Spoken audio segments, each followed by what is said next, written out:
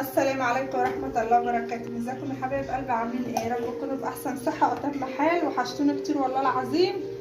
عارفة ان انا مقصرة معاكم في تنزيل الفيديوهات، بس سامحوني غصب عني والله، على قد ما بقدر بصور لكم. بصوا بقى، انا هبدأ فيديو معاكم يعني ايه ده يومي. نبدأ كده ببركة الرحمن، بسم الله. ده طبعا اكل فايض عندنا. انا لازم كل ما اصحى من النوم كده افتش في التلاجة، اشوف الاطباق اللي هي ملهاش لازمة اللي مركونة، فانا بفضي فيها الاكل. طبعا هنا برضه في محشي اهو، يعني ايه المواعين اللي هي مركونه دي لازم نقوم كده نفتش. اكيد يعني هنلاقي حاجات ملهاش لازمه او مش هتتاكل تاني خلاص بقى. ماشي.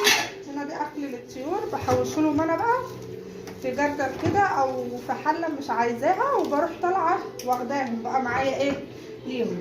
انا برضو هفتش في البوتاجاز يمكن الاقي، لا مفيش حاجه هنا. بصوا يا حبايب قلبي، النهارده بقى باذنك كده يا رب هنعمل اكله حلوه كده ايه، لان بصراحه احنا بقالنا كام يوم يعني مقضيينها يعني فراخ يعني زي ما بتشوفوا في الفيديوهات.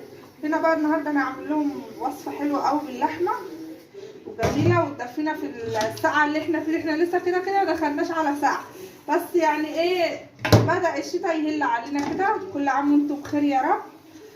وان شاء الله خليكم معايا لاخر الفيديو، هيعجبكم جدا. انا هنا بعمل ايه بقى؟ بغسل مواعين كالعاده. لازم اشطب المطبخ والحوض عشان ايه نطبخ على رواقه كده، عشان الاكل بتاعنا يبقى جميل ومسكر كده ومزاج بصراحه يعني. انا عامه ما بحبش اركن المواعين، بس بيبقى يعني ايه في بواقي اكل بحطها في الثلاجه.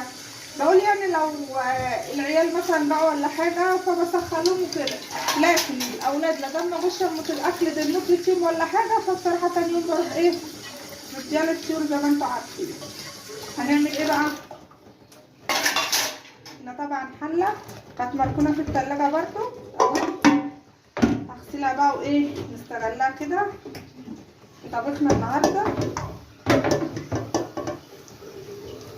وهي بقى ايه ساقعه من دول بقى من هنا ورايح، يعني غسيل المواعين ده بصراحه هيبقى مشكله صعبه قوي للناس اللي هي ما عندهاش ميه سخنه.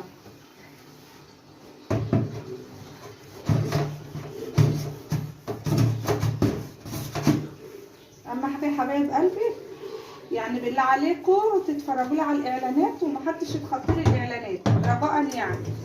واللي لسه ما اشتركش في قناتي الصغيره المحندقه كده، عايزاها تكبر بيكم، وان شاء الله يا رب اكون عند حسن ظنكم. انها بقى لها فتره في الثلاجه، كنت حاطه فيها برضو شوربه وركناها، فبصراحه ما استخدمتهاش، فقلت لا خلاص بقى انا كده كده هعمل يعني النهارده في لحمه، فيبقى عندي شوربه مش محتاجاها. بقى انا مجهزه يعني ايه، مجهزه الحاجات اللي انا هستخدمها في الوصفه. بس انا ايه يعني بدل ما استخدم حلل تانية بروح الحله اللي انا بعمل فيها، بصراحه يعني بكون في حله قديمه يعني مش قديمه فيها اكل ولا حاجه، بروح مغسلاها وعامله فيها.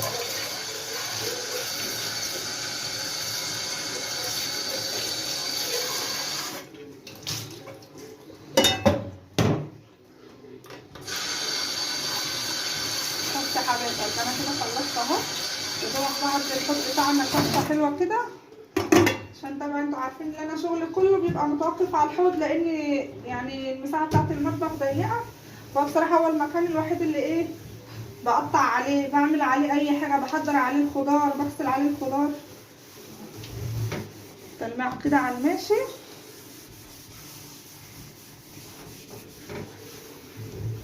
طبعا المطبخ انا مسحاه.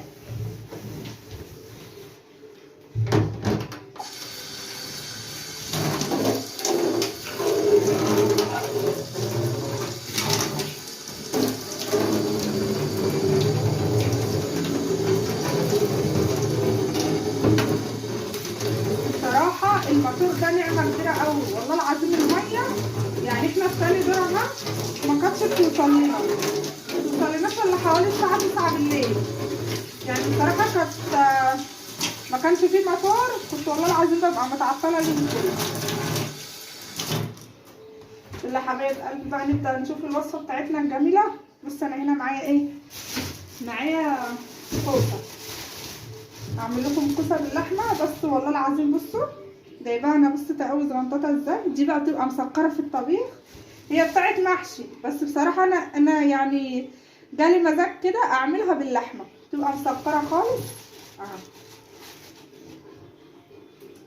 نبدا بقى مع بعض يا حبايب قلبي. معانا بصلتين حلوين اهو زي ما انتم شايفين. بسم الله، اقشرهم كده واجهزهم. طبعا انا عندي الكبه بس بصراحه بستسهل، لان ايه لسه هطلع ولسه هعمل، فبصراحه بختصر في الوقت.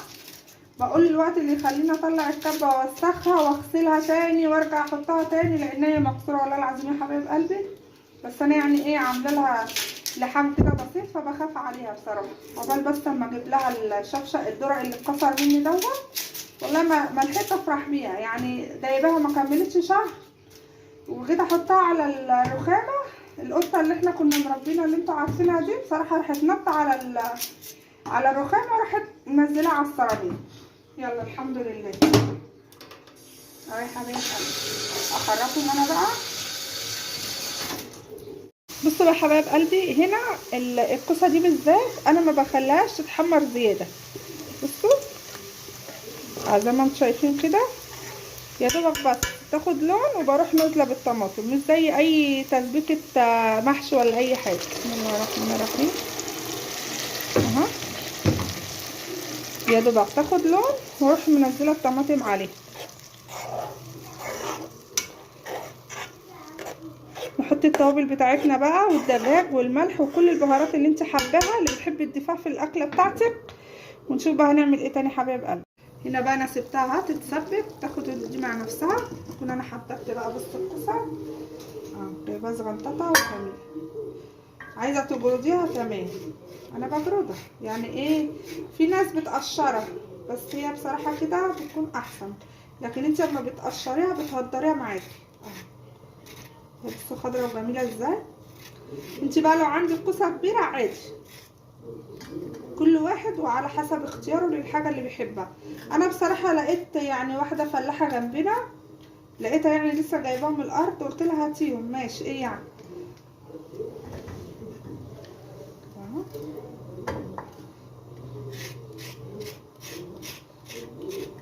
نعمل معاكم كام واحده كده يا حبايب قلبي، لكن انا بقى هقعد لان الكميه بسم الله ما شاء الله كبيره.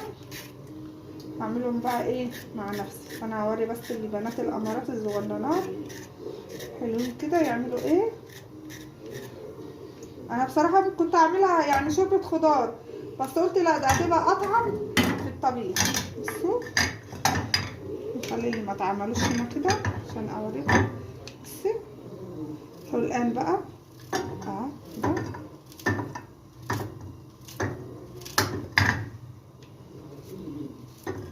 اعمل بقى الكميه بهذا الشكل الجميل ده. اعملها انا بقى حبايب قلبي مع نفسي ونرجع نشوف هنعمل ايه تاني. هنا بقى حبايب قلبي بصوا ادي اللحمه انا كنت سلقتها معاكم قبل كده. هنزل بقى هنا اديها يعني مسويها بنسبه 70%. اكمل تسويتها بقى في الحله هنا. اخلي طبعا شويه اللي عايزه كده بشوربه اهو بس كفايه. تمام ناخد شويه شوربه بقى عشان ايه تسوينا اللحمه مع الكوسه كده. طبعا اللحمه مستويه زي ما انتم شايفين قدام حضراتكم اهو. طبعا حاطه لها توابل اللحمه، فلفل اسمر، الحاجات الحلوه اللي بتظبط لنا الشوربه ده. هنا بقى ايه الكوسه بتاعتنا الجميله. انا بصوا غسلتها وقطعتها زي ما انتم شايفين. اخد بقى انا شويه شويه كده. بسم الله الرحمن الرحيم. دي مع ده بقى يستوي، فاللحمه يعني هتشرب من الكوسه والكوسه هتشرب من اللحمه، وهتطعم لنا الاكل ان شاء الله كده ويطلع مسكر وعسل. بصوا طبعا الكوسه ما بتاخدش وقت.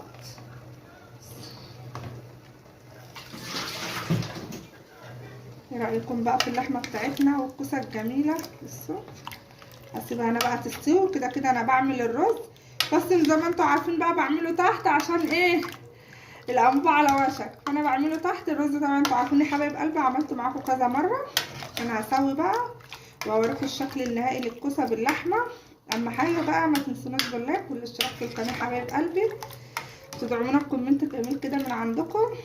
هسيبها انا بقى ايه تستوي كده براحتها. طبعا انا يعني مظبطه الشوربه ومظبطه تمام، فانا بقى يا حبايب قلبي اسيبها تغلي وايه وانزل اشوف الرز. وهنا يا حبايب قلبي كنت خلصت معاكم الاكل. ادي اللحمه اهيت، وادي الكوسه وفيها لحمه برضو، ومعانا المخلل اللفت اللي احنا عاملينه، وادي الرز كمان اهو. وتعالوا اتفضلوا معانا بقى بألف هنا وشوفوا على قلوبكم يا رب.